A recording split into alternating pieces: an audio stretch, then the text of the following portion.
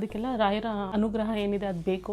So ಅವ್ರು ಕರ್ಕೊಂಡಾಗಲೇ ನಾವು ಹೋಗೋಕ್ಕಾಗೋದು ಅಂತ ಒಂದು ರಿಯಲೈಸ್ ಮಾಡಿಕೊಂಡೆ ನಾನು. ಎಕ್ಸ್ಪೀರಿಯನ್ಸ್ ಹೆಂಗಿರುತ್ತೆ ವಂದೇ ಭಾರತ್ ವಿಚ್ ಖರಾಬಾಗಿತ್ತು. ಬಸವ ಎಕ್ಸ್ಪ್ರೆಸ್ ಇದೆ 6 ಅವರ್ಗೂ ರೀಚ್ ಆಗೋದಿದೆ. ಐ ಥಿಂಕ್ 60% ಚಾನ್ಸಸ್ ಇತ್ತು, ಅದಕ್ಕೆ ಅದನ್ನೇ ಬುಕ್ ಮಾಡಿಬಿಟ್ಟೆ. Hello guys, good in the afternoon and welcome back to our 100 days vlog challenge. ಇವತ್ತು ಆಲ್ಮೋಸ್ಟ್ 2 ಗಂಟೆ ಆಗ್ತಾಯಿದೆ. ನಾನು ಇನ್ನೂ ಫಸ್ಟ್ ಮೀಲ್ ಆಫ್ ದ ಡೇನೇ ತಿಂದಿಲ್ಲ, ಅಂದರೆ ಬ್ರೇಕ್ಫಾಸ್ಟೇ ಮಾಡಿಲ್ಲ. ದೇವಸ್ಥಾನಕ್ಕೆ ಹೋಗಿ ಬರೋ ಅಷ್ಟರಲ್ಲಿ ಇಷ್ಟೊತ್ತಾಯಿತು. ಇವತ್ತು ತುಂಬಾ ಲೇಟಾಗಿ ಕೂಡ ಹೋಗಿದ್ದೀನಿ ದೇವಸ್ಥಾನಕ್ಕೆ. ಎಷ್ಟೊತ್ತಾಯಿತು ಗೊತ್ತಾ? ನಾನು ಹೋಗೋಷ್ಟರಲ್ಲಿ it was almost 12:40. There are 2 reasons to that. First, ನಾನೇ ಲೇಟಾಗಿ ರೆಡಿ ಆದೆ, ವಿಚ್ ಇಸ್ ಓಕೆ ಆಯಿತಾ.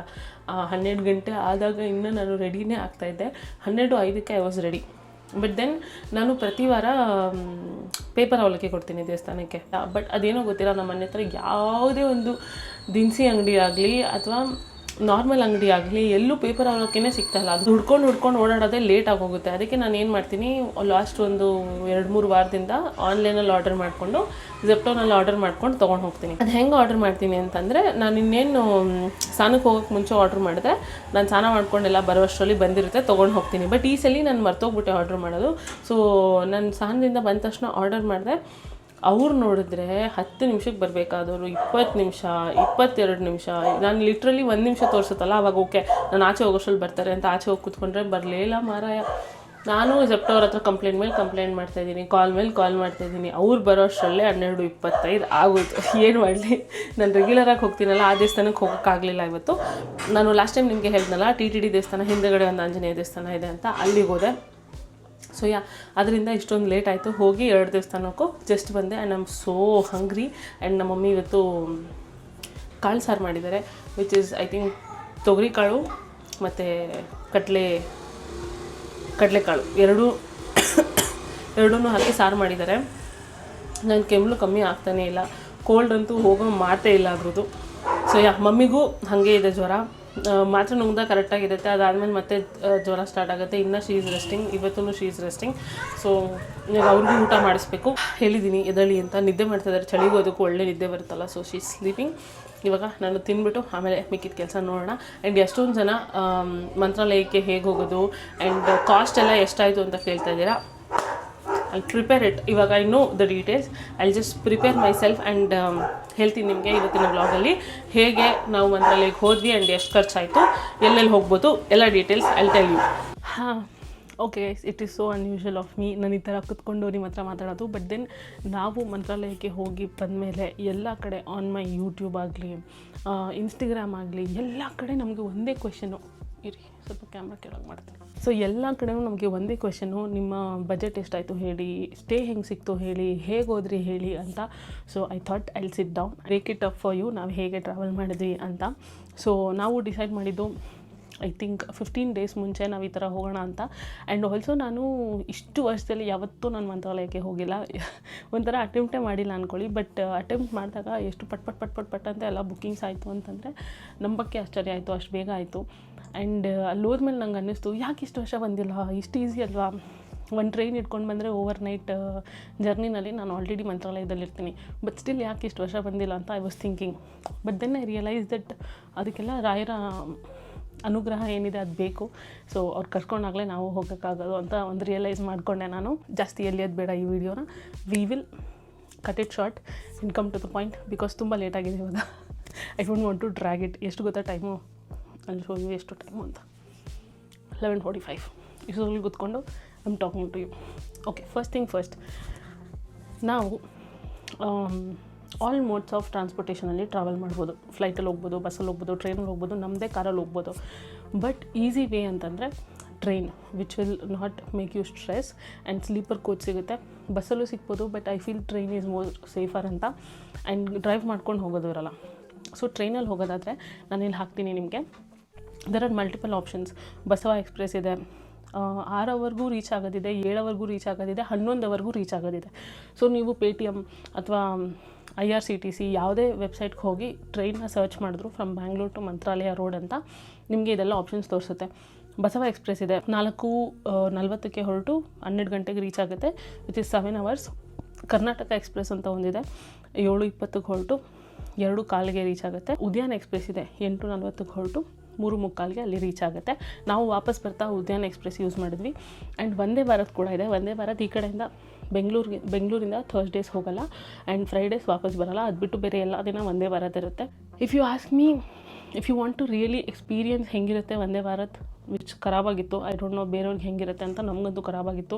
ತುಂಬ ಸ್ಟಾಪ್ಸ್, ಲೈಕ್ 10 ಮಿನಿಟ್ಸ್ ಕೊಟ್ಟು ಸ್ಟಾಪ್ಸ್ ಕೊಟ್ಟು ಕರ್ಕೊಂಡು ಹೋಗ್ತಾಯಿದ್ರು. ತಲೆನೋವೇ ಬಂದುಬಿಡ್ತು ನಮಗೆ ಕೂತ್ಕೊಂಡು. ನಮಗೆ ಆ ಥರ ಎಕ್ಸ್ಪೀರಿಯನ್ಸ್ ಆಯಿತಾ ಅಥವಾ ನಿಮಗೂ ಆಯಿತಾ ಯಾವಾಗಾರು ಗೊತ್ತಿಲ್ಲ ನನಗೆ, ಬಟ್ ನಮಗೆ ಆ ಥರ ಎಕ್ಸ್ಪೀರಿಯನ್ಸ್ ಆಯಿತಾ. ಸೊ ವಂದೇ ಭಾರತ್ ಎಕ್ಸ್ಪೀರಿಯನ್ಸ್ ಮಾಡಬೇಕು ಅಂತಂದರೆ ವಂದೇ ಭಾರತಲ್ಲಿ ನೀವು ಹೋಗ್ಬೋದು. ವಂದೇ ಭಾರತ್ ಪ್ರೈಸ್ ಬಂದುಬಿಟ್ಟು 1270 ರೂಪೀಸ್ ಇರುತ್ತೆ ನಾರ್ಮಲ್ ಸೀಟ್ಗೆ.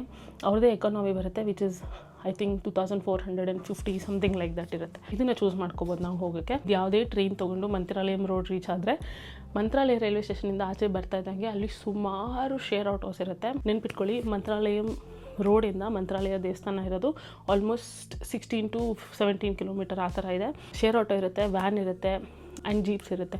ಸೊ ಇಷ್ಟೆಲ್ಲ ಆಪ್ಷನ್ಸ್ ಇರುತ್ತೆ. ಒಂದೊಂದು ರೇಟ್ ಇರುತ್ತೆ. ಶೇರ್ ಆಟೋ ನೀವು ತೊಗೊಂಡ್ರೆ 150 ರೂಪೀಸ್ ಆಗುತ್ತೆ. 100 150 ರೂಪೀಸು ತೊಗೊಳ್ತಾರೆ ಅವರು ನಮ್ಮ ಮಂತ್ರಾಲಯ ದೇವಸ್ಥಾನಕ್ಕೆ ಬಿಡೋಕ್ಕೆ ಅಂತ.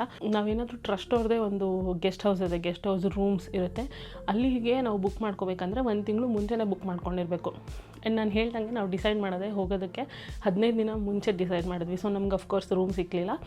ಬಟ್ ದೆನ್ ನೀವು 1 ತಿಂಗಳು ಮುಂಚೆ ಮಾಡ್ಕೊಂಡ್ರೆ ನೀವು ಮಾಡ್ಕೋಬೋದು. ಆ್ಯಂಡ್ ಅಷ್ಟೊಂದೇನು ಕ್ಲೆನ್ಲಿನೆಸ್ ಇರುತ್ತೆ ಅಂತ ನಂಗೆ ಅನಿಸ್ಲಿಲ್ಲ ಮಂತ್ರಾಲಯದ ಟ್ರಸ್ಟ್ ರೂಮ್ಸಲ್ಲಿ. ಬಿಕಾಸ್ ನಾವು ಹೋಗಿ ಕೇಳಿದಾಗ ಅಲ್ಲಿ ನಾನ್ AC ತೊಗೊಂಡ್ರೆ ಬಿಸಿನೀರು ಬರಲ್ವಂತೆ, ಬೆಡ್ಶೀಟ್ ಕೊಡಲ್ವಂತೆ. ಸೊ ಇದೆಲ್ಲ ರಿಸ್ಟ್ರಿಕ್ಷನ್ಸ್ ಇತ್ತು. ಆ್ಯಂಡ್ ದೆನ್ AC ತೊಗೊಂಡ್ರೆ ಏನು ಅಂತ ಗೊತ್ತಿರಲಿಲ್ಲ. ಆ್ಯಂಡ್ AC ಅವೈಲೇಬಲ್ ಕೂಡ ಇರಲಿಲ್ಲ.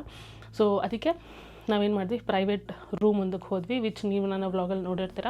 ನಾವು ಅದಕ್ಕೆ 1500 ರೂಪೀಸ್ ಪೇ ಮಾಡಿದ್ವಿ ಒಂದು ರೂಮ್ಗೆ. ನಾವು 2 ರೂಮ್ ತೊಗೊಂಡ್ವಿ ಬಿಕಾಸ್ ಒಂದರಲ್ಲಿ 3 ಜನನೇ ಇರೋಕ್ಕಾಗೋದು, ಅಷ್ಟು ಚಿಕ್ಕ ರೂಮು. So 1500 rupees. ಆ್ಯಂಡ್ ನಾನು ಕೇಳ್ಪಟ್ಟಿದ್ದೀನಿ ಕೂಡ ದಟ್ ಮನೆಯೆಲ್ಲ ಒಂಥರ ಕೊಡ್ತಾರೆ, ನಾವು ಲಗೇಜ್ ಇಟ್ಟು ಸ್ನಾನ ಮಾಡ್ಕೊಳ್ಳೋಕ್ಕೆ 150 ರೂಪೀಸ್ ಏನೋ ಚಾರ್ಜ್ ಮಾಡ್ತಾರೆ ಅಂತ. ನೀವು ನಿಜವಾಗ್ಲೂ ಬಜೆಟಲ್ಲಿ ಟ್ರಾವೆಲ್ ಮಾಡ್ತಾಯಿದ್ರೆ you can do this. But ನೀವು ಫ್ಯಾಮಿಲಿ ಜೊತೆ ಟ್ರಾವೆಲ್ ಮಾಡ್ತಾಯಿದ್ರೆ and you want that comfort and safety ಅಂತಂದರೆ ಈ ಥರ ಪ್ರೈವೇಟ್ ರೂಮ್ಸ್ನ ನೀವು ನೋಡ್ಕೋಬೋದು. ಅಲ್ಲಿ ಆಟೋ ಇಳಿತಾ ಇದ್ದಂಗೆ ತುಂಬ ಜನ ಬಂದು ಅಪ್ರೋಚ್ ಮಾಡ್ತಾರೆ ದಟ್ ಈ ಥರ ರೂಮ್ ಬೇಕಾ ಅಂತ ಕೇಳ್ತಾರೆ. ನಿಮಗೆ ಯಾರನ್ನಾದ್ರೂ ನೋಡಿ ಓಕೆ ಇವ್ರನ್ನ ನಂಬೋದು ಅಂತ ಅನ್ಸಿದ್ರೆ ಅವ್ರ ಹತ್ರ ಡೀಟೇಲ್ಸ್ ಕೇಳಿ ಆ್ಯಂಡ್ ಅವರು ನಮ್ಮನ್ನ ಕರ್ಕೊಂಡು ಹೋಗ್ತಾರೆ ರೂಮ್ನ ತೋರ್ಸೋಕ್ಕೆ. ಅದನ್ನು ನೋಡಿ ನಿಮಗೆ ಇಷ್ಟ ಆದರೆ you can take that room. So ನಾವು ಹೋದಂಥ ರೂಮ್ ಈಸ್ ಏನೋ ಒಂದು ರಾಘವೇಂದ್ರ ಸ್ವಾಮಿ ಆಂಜನೇಯ ಇಬ್ಬರು ಸೇರಿ ಒಂದು ಹೆಸರು ಇತ್ತಪ್ಪ, ನಾನು ಮರ್ತೋದೆ. ಅದು 1 ತಿಂಗಳು ಮುಂಚೆ ಅಷ್ಟೇ ಸ್ಟಾರ್ಟ್ ಆಗಿತ್ತು. ಸೊ ಅಲ್ಲಿ ವೈಫೈ ಇರಲಿಲ್ಲ, ನೇಮ್ ಬೋರ್ಡ್ ಇರಲಿಲ್ಲ, ಏನೂ ಇರಲಿಲ್ಲ. ಅವ್ರು ನಮಗೆ ಆಟೋ ಹತ್ರ ಸಿಕ್ಕಿದ್ರು. ಹಿ ಸೆಡ್ ದಟ್ ಬಂದು ನೋಡಿ ಇಷ್ಟ ಆದರೆ ನೀವು ತೊಗೊಳ್ಳಿ ಅಂತ. ನಮಗೆ ಓಕೆ ಅನ್ನಿಸ್ತು. Almost 1 night 1 day ಇರೋಕ್ಕಷ್ಟೇ.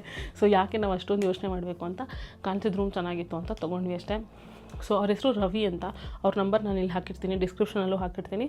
ನೀವು ಅವ್ರನ್ನ ಕಾಂಟ್ಯಾಕ್ಟ್ ಮಾಡ್ಕೊಂಡು ಹೋಗ್ಬೋದು. ನೆಗೋಷಿಯೇಟ್ ಮಾಡಿದ್ರೆ ಸ್ವಲ್ಪ ಒಪ್ಕೋತಾರೆ. ನಾವು ರೀಚ್ ಆಗಿದ್ದು ರಾತ್ರಿ. ಸೊ ರಾತ್ರಿ ನಮಗೆ ರೂಮ್ ಸಿಕ್ತು, ನಾವು ಮಲ್ಕೊಂಡ್ವಿ. ಬೆಳಗ್ಗೆ 6 ಗಂಟೆಗೆಲ್ಲ ಎದ್ದು ನಾವು ದರ್ಶನಕ್ಕೆ ಹೋದ್ವಿ. ಸೊ ದರ್ಶನ ಹೇಗೆ ಅಂದರೆ ರೂಮ್ಸ್ ಎಲ್ಲ ಇರೋದು ಒಂದು 200-300 ಮೀಟರ್ಸಲ್ಲೇ ಇರುತ್ತೆ ದೇವಸ್ಥಾನದಿಂದ. ಸೊ ಅಲ್ಲಿಂದ ಎಲ್ಲಿಗೆ ಏನೂ ಟ್ರಾವೆಲ್ ಖರ್ಚಿರಲ್ಲ. ಎದ್ಬಿಟ್ಟು ಸ್ನಾನ ಮಾಡಿಕೊಂಡು ಹೋಗಿ ರಾಯರನ್ನ ನೋಡೋದು ಅಷ್ಟೇ. ಬೆಳಗ್ಗೆ ನೋಡಿಕೊಂಡು ಆಚೆ ಬಂದರೆ ಸುಮಾರು ಹೋಟೆಲ್ಗಳಿರುತ್ತೆ ಅಲ್ಲಿ. ನಾವು ಮಾಮಿ ಮೆಸ್ಸಲ್ಲಿ ಟಿಫನ್ ಮಾಡಿದ್ವಿ. ಮಾಮಿ ಮೆಸ್ಸಲ್ಲಿ ಟಿಫನ್ ಮಾಡಿಬಿಟ್ಟು ನಾವು ನೆಕ್ಸ್ಟ್ ಟೆಂಪಲ್ಸ್ನ ನೋಡೋಕ್ಕೆ ಹೋಗ್ಬೋದು. ಅದಕ್ಕೆ ಶೇರ್ ಆಟೋ ಕೂಡ ಇರುತ್ತೆ which they will charge I think 100 or 150 again. So ಇದು ನಮಗೆ ಏನಂದರೆ ನಾವು ಆಲ್ಮೋಸ್ಟ್ 6 ಜನ ಇದ್ವಿ. ಆ್ಯಂಡ್ ಒಂದು ಸ್ವಲ್ಪ ಬ್ಯಾಕ್ ಪೇನ್ ಎಲ್ಲರಿಗೂ ಇತ್ತು. ಅದು ತುಂಬ ಲಾಂಗ್ ರೋಡಾ ಏನು ಅಂತ ಗೊತ್ತಿರಲಿಲ್ಲ. ಅದಕ್ಕೆ ಸೇಫರ್ ಸೈಡ್ಗೆ ನಾವು ಇನೋವಾ ಕ್ರಿಸ್ಟಾ ತೊಗೊಂಡ್ವಿ. ಸೊ ನಾವು ಕಂಫರ್ಟಬಲಾಗಿ ಟ್ರಾವೆಲ್ ಮಾಡೋಣ ಅಂತ ಇನೋವಾ ಕ್ರಿಸ್ಟಾದ ರೆಂಟಿಗೆ ತೊಗೊಂಡ್ವಿ. ಅದು ನಮಗೆ ಜಾಸ್ತಿನೇ ಬಿತ್ತು ಪ್ರೈಸ್. ಆ್ಯಕ್ಚುಲಿ 2 ಅವರ್ಸ್ಗೆ ತುಂಬ ಜಾಸ್ತಿನೇ ಬಿತ್ತು. ವಿಚ್ ವಾಸ್ ಲೈಕ್ ಓಕೆ, ಏನು ಮಾಡೋಕ್ಕಾಗಲ್ಲ, ವಿ ವಾಂಟೆಡ್ ದಿಸ್ ಕಂಫರ್ಟ್ ಅಂತ ಸುಮ್ಮನಾದ್ವಿ. ಎನಿವೇಸ್, ಸೊ 150 ರೂಪೀಸ್ಗೆ ಶೇರ್ ಆಟೋನಲ್ಲಿ ನಮ್ಮನ್ನ ಐ ಥಿಂಕ್ 4 ಟೆಂಪಲ್ಗೆ ಕರ್ಕೊಂಡು ಹೋಗ್ತಾರೆ. ಫಸ್ಟು ಸ್ಟಾರ್ಟ್ ಮಾಡೋದೇ ಅಭಯಾಂಜನೇಯ ದೇವಸ್ಥಾನ. ಅದು ಆನ್ ದ ವೇನೇ ಸಿಗುತ್ತೆ ಮೇನ್ ರೋಡಲ್ಲಿ. ಅದಾದಮೇಲೆ ಬಿಚ್ಚಾಲಮ್ಮ ದೇವಸ್ಥಾನದಿಂದ ನಡ್ಕೊಂಡು ಹೋಗೋ ಡಿಸ್ಟೆನ್ಸಲ್ಲೇ ರಾಯರು ಇದ್ದಂಥ ಒಂದಷ್ಟು ನಾನು ಮರ್ತೋಗ್ಬಿಟ್ಟೆ. ರಾಯರು 12 ವರ್ಷನೋ 16 ವರ್ಷನೋ ಅಲ್ಲಿದ್ದು ತಪಸ್ಸು ಮಾಡಿದಂಥ ಒಂದು ಜಾಗ. ನೆಕ್ಸ್ಟು ಕರ್ಕೊಂಡು ಹೋಗೋದು ಪಂಚಮುಖಿ ಆಂಜನೇಯ ದೇವಸ್ಥಾನ ಹಿಂದೆಗಡೆನೇ ನರಸಿಂಹ ದೇವಸ್ಥಾನ ಇದೆ. ಸೊ ಅಲ್ಲೇ ವಾಕಬಲ್ ಡಿಸ್ಟೆನ್ಸಲ್ಲಿದೆ. ಅದನ್ನು ಮುಗಿಸ್ಕೊಂಡು ನಮ್ಮನ್ನ ವಾಪಸ್ ಕರ್ಕೊಂಡ್ಬಂದು ಮಂತ್ರಾಲಯ ದೇವಸ್ಥಾನ ಹತ್ರ ಬಿಡ್ತಾರೆ. ಇದಕ್ಕೊಂದು 1.5-2 ಅವರ್ಸ್ ಆಗುತ್ತೆ ಅಷ್ಟೇ. ಸೊ ನಾವು ಮಧ್ಯಾಹ್ನದಷ್ಟರಲ್ಲಿ ವಾಪಸ್ ಬಂದುಬಿಟ್ಟು ಆ್ಯಂಡ್ ಆಲ್ಸೋ ಈ ಪ್ರೈವೇಟ್ ರೂಮ್ಸ್ ಎಲ್ಲ ಯಾವ ಬೇಸಿಸ್ ಮೇಲೆ ಕೊಡ್ತಾರೆ ಅಂದರೆ 12 ಅವರ್ಗೆ ಕೊಡ್ತಾರೆ. ನಾರ್ಮಲ್ ಟ್ರಸ್ಟ್ ಅವ್ರದ್ದು ರೂಮ್ ಏನಿರುತ್ತೆ ಅದು 23 ಅವರ್ಸ್ಗಿರುತ್ತೆ. ಬಟ್ ನಾವು ಪ್ರೈವೇಟಲ್ಲಿ ತೊಗೊಳೋದು ಬರೀ 12 ಅವರ್ಸ್ಗಿರುತ್ತೆ. ನಾವು ಅವ್ರ ಹತ್ರ ಮಾತಾಡಬೇಕಾದ್ರೆ ನೆಗೋಷಿಯೇಟ್ ಮಾಡಿ ಅವಾಗ ಯಾರು ಜನ ಇರಲಿಲ್ಲ. ಬೇಸಿಕಲಿ ನಾವು ಹೋಗಿದ್ದು ಟ್ಯೂಸ್ಡೇ ಅಲ್ವಾ, ಸೊ ಅಷ್ಟು ಕ್ರೌಡ್ ಇರಲಿಲ್ಲ. ಅವ್ರೇನು ಹೇಳಿದ್ರು ಅಂದರೆ ಒಂದು ರೂಮ್ ನಾನು ಖಾಲಿ ಮಾಡಿಕೊಟ್ಬಿಡಿ, ಇನ್ನೊಂದು ರೂಮಲ್ಲಿ ನೀವು ಲಗೇಜ್ ಎಲ್ಲ ಇಟ್ಕೊಳ್ಳಿ ಅಂತಂದರು. Which we thought okay good, at least ಒಂದು ರೂಮ್ ಸಿಗ್ತದೆ ನಮಗೆ ಲಗೇಜ್ ಇಡೋಕ್ಕೆ ಅಂತ ನಾವು ಒಪ್ಕೊಂಡ್ವಿ. ಸೊ ಹಂಗೆ ಮಾಡಿದ್ವಿ. ನಾವು ಒಂದು ರೂಮಲ್ಲಿ ಲಗೇಜ್ ಇಟ್ಬಿಟ್ಟು ಇನ್ನೊಂದು ರೂಮ್ ಖಾಲಿ ಮಾಡಿಕೊಟ್ವಿ. ಆ್ಯಂಡ್ ಮಧ್ಯಾಹ್ನ ವಾಪಸ್ ಬಂದಮೇಲೆ ಒಂದು 1 hour ರೆಸ್ಟ್ ಮಾಡಿ ಮತ್ತು ನಾವು ಅಲ್ಲೇ ಮಂತ್ರಾಲಯದ ದೇವಸ್ಥಾನದಲ್ಲೇ ಊಟ ಇರುತ್ತೆ. 1:30 1 o'clock ಹೋದ್ವಿ.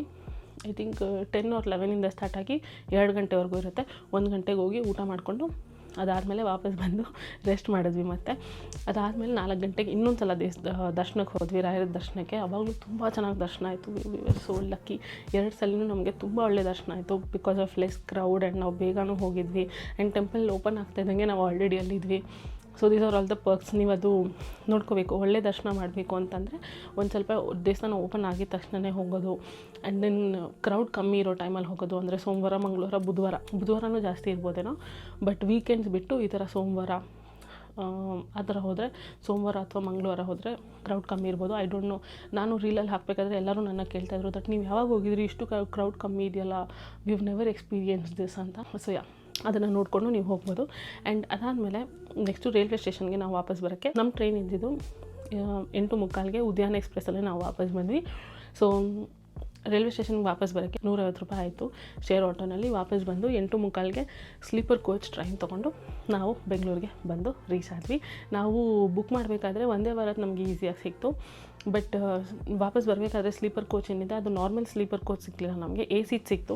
ಬಿಕಾಸ್ ನಾರ್ಮಲ್ ಸ್ಲೀಪರ್ ಕೋಚ್ ಏನಿದೆ ಅದು 87% ಅಷ್ಟೇ ಚಾನ್ಸಸ್ ಇತ್ತು ನಮಗೆ ಟಿಕೆಟ್ ಸಿಗೋದು. ಅದಕ್ಕೆ ನಾನು ರಿಸ್ಕ್ ತೊಗೊಳಕ್ಕೆ ಹೋಗಲಿಲ್ಲ. 675 ರೂಪೀಸ್ದೇನೋ ಎ ಸಿ ಸ್ಲೀಪರ್ ಕೋಚ್ ಏನಿತ್ತು ಅದು ಐ ಥಿಂಕ್ 60% ಚಾನ್ಸಸ್ ಇತ್ತು.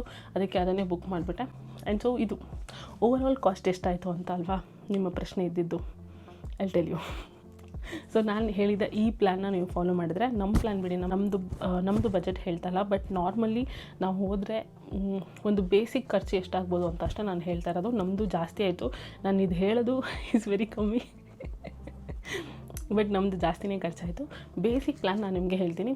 ಸೊ ನಾನಿಲ್ಲಿ ಹಾಕಿ ಟ್ರೈನಿಗೆ ಈ ಕಡೆಯಿಂದ ಹೋಗೋದಕ್ಕೆ ನಾವು ನಾರ್ಮಲ್ ತೊಗೊಂಡ್ರೆ 260 ರೂಪಾಯಿ ಟ್ರೈನ್ ಚಾರ್ಜಸ್ಸು ನಾರ್ಮಲ್ ಸ್ಲೀಪರ್ ಕೋಚ್ಗೆ. ಆ್ಯಂಡ್ ದೆನ್ ಅಲ್ಲಿ ಹೋದ್ಮೇಲೆ ಮಂತ್ರಾಲಯ ರೈಲ್ವೆ ಸ್ಟೇಷನಿಂದ ಮಂತ್ರಾಲಯಕ್ಕೆ ಹೋಗೋಕ್ಕೆ 150 ರೂಪಾಯಿ. ಆ್ಯಂಡ್ ಅದಾದಮೇಲೆ ಮಂತ್ರಾಲಯ ದೇವಸ್ಥಾನದಿಂದ ಈ 4 ದೇವಸ್ಥಾನಕ್ಕೆ ಹೋಗೋಕ್ಕೆ 150 ರೂಪಾಯಿ. ಅಗೇನ್ ನಾವು ಪ್ರೈವೇಟ್ ರೂಮ್ ತೊಗೊಂಡು 1500 ರೂಪೀಸ್ ಏನೋ ಆಗುತ್ತೆ. ಮಂತ್ರಾಲಯದಿಂದ ವಾಪಸ್ ಬರಬೇಕಾದ್ರೆ 150 ರೂಪಾಯಿ ಅಗೇನ್. ಆ್ಯಂಡ್ ಟ್ರೈನ್ ಚಾರ್ಜಸ್ ವಾಪಸ್ ಬರೋಕ್ಕೆ 260 ರೂಪಾಯಿ. ಸೊ ಟೋಟಲ್ ಆಗಿ ಆಲ್ಮೋಸ್ಟ್ 2470 ರೂಪೀಸಲ್ಲಿ ನಾವು ಒಬ್ಬರು ಹೋಗಿ ಬರೋಕ್ಕೆ. ರೂಮ್ ಆಫ್ಕೋರ್ಸ್ ಇಬ್ಬರು ಮಧ್ಯೆ ಶೇರ್ ಆಗುತ್ತೆ, 2-3 ಜನ ಹೋದರೆ. ಸೊ ಬೇಸಿಕ್ ಖರ್ಚು ಇಷ್ಟಾಗುತ್ತೆ. ಐ ಥಿಂಕ್ ಎಲ್ಲ ಡೀಟೇಲ್ಸ್ನ ನಾನು ನಿಮಗೆ ಕೊಟ್ಟಿದ್ದೀನಿ ಅಂತ. ವಿಡಿಯೋ ತುಂಬ ಲಾಂಗ್ ಆಗಿರುತ್ತೆ ಬಿಕಾಸ್ ನಿಮಗೆ ಪರ್ಟಿಕ್ಯುಲರ್ ಡೀಟೇಲ್ಸ್ ಬೇಕಾಗಿತ್ತು ಬ್ರೇಕ್ ಡೌನ್ ಮಾಡಿ ಎಷ್ಟಾಗುತ್ತೆ ಏನು ಅಂತ. ಅದಕ್ಕೆ I thought I tell you ಕೂತ್ಕೊಂಡು ಎಷ್ಟಾಯಿತು ಏನೋ ಹೇಗೆ ನಾವು ಟ್ರಾವೆಲ್ ಮಾಡಿದ್ವಿ ಅಂತ. It is also our first time ನಾವು ಮಂತ್ರಾಲಯಕ್ಕೆ ಹೋಗಿದ್ದು. But we manage pretty well. It was not very tough for us. ನೀವು ಮೊದಲನೇ ಸಲ ಹೋಗ್ತಾಯಿದ್ರೆ you don't have to worry about it. ಈಸಿಯಾಗಿರುತ್ತೆ ಟ್ರಿಪ್ಪು. ಸೊ ಬೇರೆ ಏನೇ ಡೌಟ್ಸ್ ಇದ್ರೂ ನಾನು ಏನಾದರೂ ಪಾಯಿಂಟ್ಸ್ ಮಿಸ್ ಮಾಡಿದರೆ ನೀವು ಕಮೆಂಟ್ ಸೆಕ್ಷನಲ್ಲಿ ಹೇಳಿ. I will respond to it and I will clear your doubts. And yeah that's it for today's vlog. Thank you so much ಅಲ್ಲಿ ತನಕ ನೋಡಿದ್ದಕ್ಕೆ. ಮತ್ತು ಸಿಗೋಣ ಇನ್ನೊಂದು ಎಕ್ಸೈಟಿಂಗ್ ವ್ಲಾಗ್ನಲ್ಲಿ ವಿಚ್ ಇಸ್ ಟುಮಾರೋ. ಅಲ್ಲಿ ತನಕ ಟೇಕ್ ಕೇರ್. ಬಾಯ್.